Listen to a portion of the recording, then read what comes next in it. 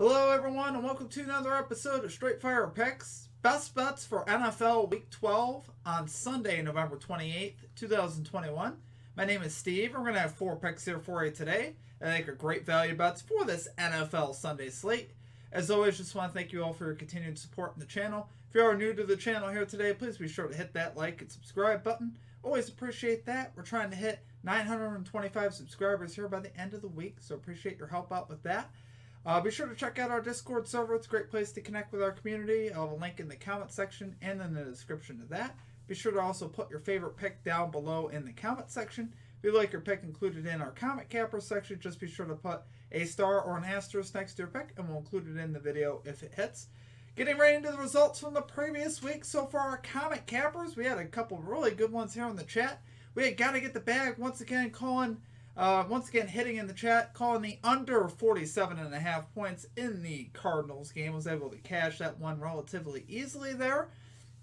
We had Gloria K with actually a few different call-outs. We had her calling the Texans plus 10.5 spread, the Vikings plus 2.5 spread. Cash both of those. The under 46 there in the Jaguars game. So she had herself a week there in the chat. So very nicely done there from our comment cappers. Gotta Get the Bag and Gloria K. As far as our stream results, we had one voided bet. We went 0-3. We had 4 picks. One of them got voided there with Lamar Jackson setting out. We went 0-3. It was not a great week. We had the Green Bay Packers money line, and I don't know if you guys saw how that game ended. There was a interception there at the end. Appeared to be an interception on the field, and ended up getting overturned, and then the Vikings went on to score and win there at the end. So that was a tough loss to take on that one. And then, yeah, we missed completely on the under there in the Bills-Colts game. You know, the Colts defense came to play, but the Bills defense did not. It's the worst I've seen the Bills defense play all year. And then, you know, this week against the Saints, they were dominant again. So major Jekyll and Hyde there from the Bills. What can you do about that? And then CJ Uzoma, over 28.5 receiving yards there for the Bengals. Wasn't able to get that either. Just didn't give him enough looks. But what can you do? We're going to get after it today, though. We're going to get this 4-0. So let's get right into our picks. At number 1, we are going with Matthew Stafford under 271.5 passing yards here at minus 110 odds. So my buddy actually pointed me to this. My buddy Jonathan. A little shout out there in the chat for him.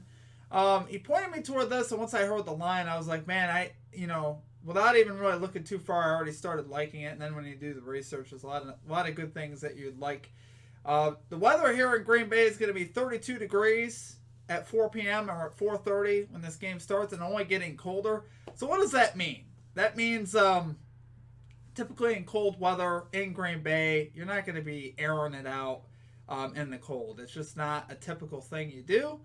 Quarterbacks aren't going to be very comfortable as far as, in the cold here. And, we got issues here for the Rams, right? For Matthew Stafford, his last 2 games, he's thrown 4 interceptions. His yards per attempt is dropped from the usual 9 yards per attempt or so, which is where he normally sits. The last 2 games, it's dropped to about 6 yards per attempt in his last 2 games without Robert Woods there, and obviously he's not available again here. They got OBJ, but, I have not been a big Odell Beckham Jr. Believer for a while now. He just has not proven it on the field in quite a long time. So I'm not going to give him respect until, he goes out and performs. But, obviously he's got talent, but, right now still cannot be relied upon. I expect McVay here, though, guys, as far as with the Rams, to commit a little bit more to the run in this game, especially with Stafford's recent struggles. The Rams really getting embarrassed the last 2 weeks against the 49ers and Titans. Expect to see a lot more Henderson here running the football. They need to. They really have to. It's just something that they got to do, something that I'm definitely expecting them to do. And, the Green Bay Packers are actually 4-0 to this passing yards under at home so far on the season. They're a very good pass defense.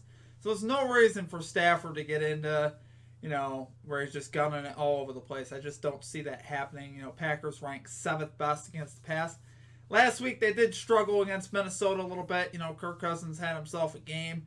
But in Green Bay, specifically, in this matchup, I don't see that happening again. Especially, Stafford does not have the same array of targets currently to work with. He's got Cooper Kupp, who's terrific, but, who are you trusting outside of that? Van Jefferson's pretty good. Tyler Higbee's okay. They're outside of Cooper Kupp right now. They're really searching for targets. OBJ is there, but we haven't seen anything great from him in a good period of time, so you can't trust him.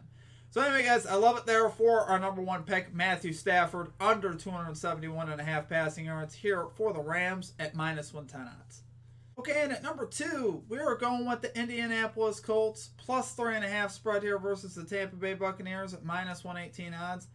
So yes, we're betting against Brady, which is something I usually don't love to do. But Tampa is 0-5 against the spread on the road this season. They have not been the same team outside of Tampa.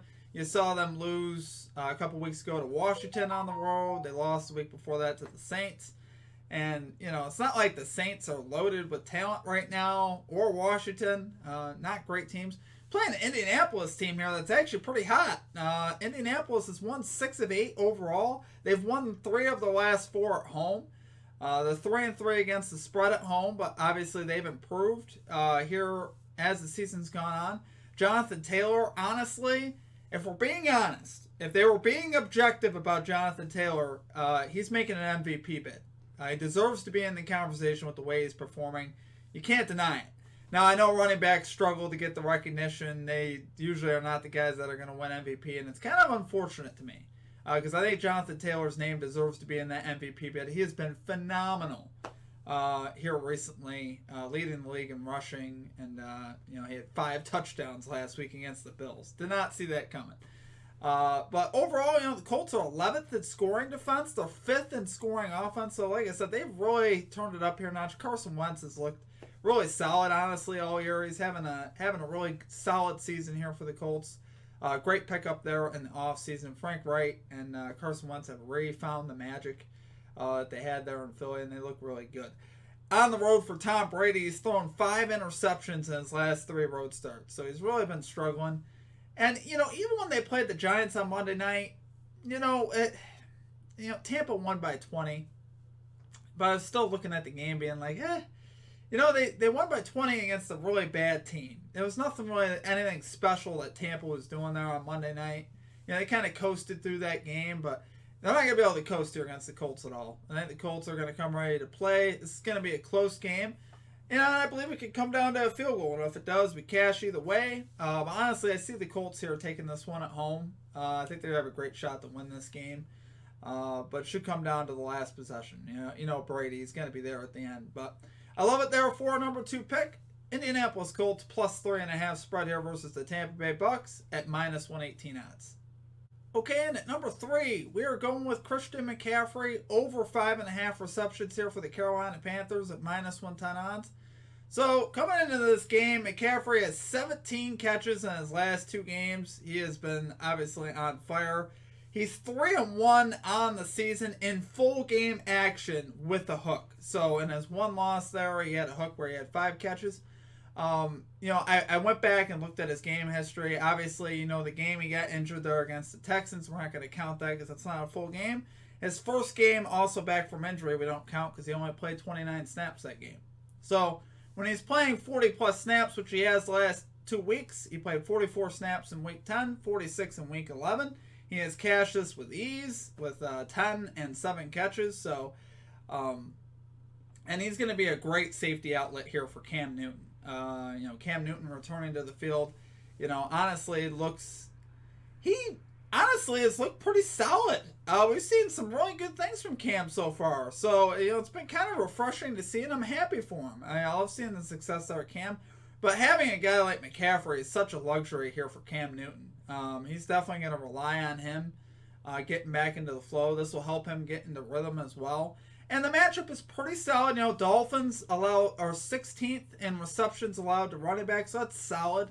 It's nothing like, one way or another, but I just love Christian McCaffrey. Honestly, it's like if I'm taking it over, I want to take one of the best players that you can rely on. I think he could be relied on here. So love it there for number 3 pick, Christian McCaffrey over 5.5 receptions here for the Panthers at -110 odds. Okay, and finally at number 4, we are going with Kenny Galladay under 50.5 receiving yards here for the New York Giants at -110 odds. So yes, Kenny Galladay has not cashed this line since he's been back from his injuries, 0 for 2. And he's had just 5 targets in those 2 games. And honestly, just watching him on Monday night, he looked completely uninterested in what the Giants were doing on offense on Monday Night Football. So, coming in here, playing against a team like the Eagles that is actually second best in yards allowed to wide receivers, led by his former teammate, Big Play Slay, Darius Slay. Probably be looking at him across the ball. He's going to have him on lockdown. I mean, they both know each other. But at the end of the day, Slay has the advantage here because Jones has been so inefficient the last few games throwing the football. And honestly, whether it's him, his offensive line, a combination of his receivers not running crisp routes, I mean, really everything for the Giants is just uninspired, right? Offensive line play has been uninspired. The wide receiver play has been uninspired. Even Danny Jones, even he's been kind of uninspired. So it's like, in a matchup like this, where Galladay just is not showing a lot right now, but want to hammer that under and take advantage of this line while it's still up in the 50 range. I don't see him cashing it, like I said, against the corner like Big Play Slay. Could he? Sure. Kenny Galladay is a very talented wide receiver. I'm a big fan of his. But right now, the struggles that they're having on the offensive line and, between, that and their just overall passing game right now has just been atrocious. They're averaging 150 yards passing in the last 4 games. I mean, they just had a game a couple weeks ago against the Raiders. They actually won the game. He threw for 110 yards at home against the Raiders. Danny Jones did. And on Monday night, threw for about 160. So it's like, that's just not going to get it done in the NFL. It's not going to lead to a lot of wins if you can't get the ball down the field. So I love it here, guys. For our number 4 pick, Kenny Galladay under 50.5 receiving yards here for the Giants at -110 odds. Okay, guys, that's going to do it for our picks. If you enjoyed the content, please be sure to hit that like and subscribe button. Always appreciate that. We're trying to reach 925 subscribers here by the end of the week. Guys, I really do appreciate all of you at the channel. It's been a fun ride. We've had a lot of fun here at the channel. We're looking to get back on track here in the NFL. We've had our struggles in the NFL a little bit here recently. So let's get back on track. Let's secure this 4-0. I really like the card here. And, hoping we get some good fortune. Let's just put it that way. It's like you always need a few breaks to cash bets. And we want to get this 4-0. So let's get it, guys. Good luck on your bets for Sunday. Let's sweep it. Let's sweep the card. I wish you guys all the best of luck. Let's cash out. Y'all have a great rest of your day, and we will catch you next time. Peace out.